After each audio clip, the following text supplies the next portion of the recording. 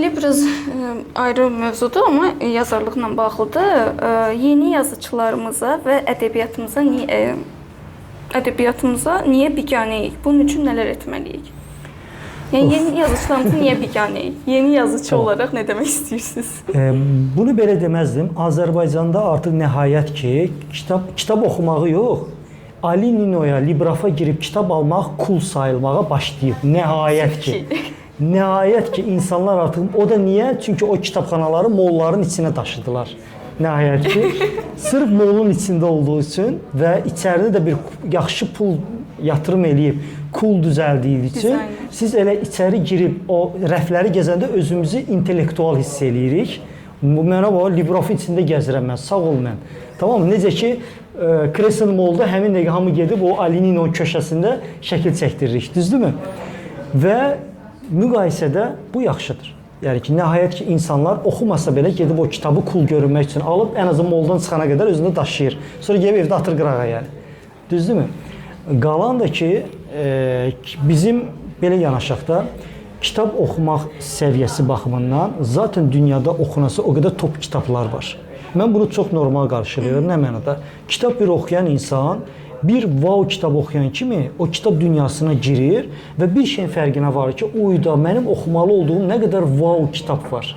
O wow kitabı da yazılmış top yazarlar orada durur. Bir də burada sənin Pərviz kimi Azərbaycanlı yazarların var.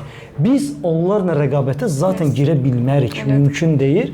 Çünki hər bir insan bir siyahı qurur üzrə, mən bu kitabı oxuyacağam, bu kitabı və ondan sonra gəlib bu kitablara çıxacam deyir. Yəni, mən özüm belə öz doğma yazar dostlarım hansı ki, bir yerdə oturub çay içirik, xətrini çox istəyirəm, deyirəm kitabımı aldım, çox sağ ol, amma listemdə oxuyacam, hələ sıradadır. Çünki doğrudan da başqa kitablar var. Yəni, o yöndən mən deyərdim ki, mövcud durum normal baxıram, şey eləmirəm, tənqid eləmirəm.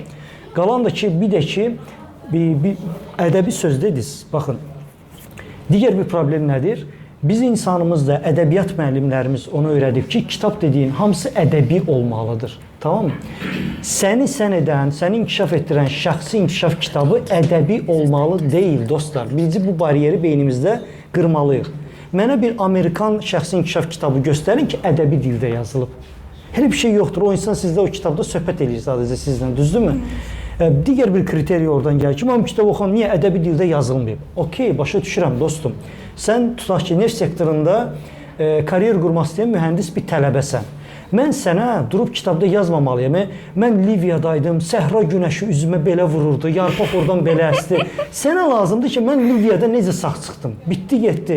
O Qaddafin ölkəsinə necə getdim, necə gəldim. Bunu mən sənə ən lakoni, ən qısa şəkildə deməliyəm. İnsanlar isə bu kitabı oxuyub deyirlər ki, yox, bu ədəbi deyil, yəni. Elədir. Tamam mı?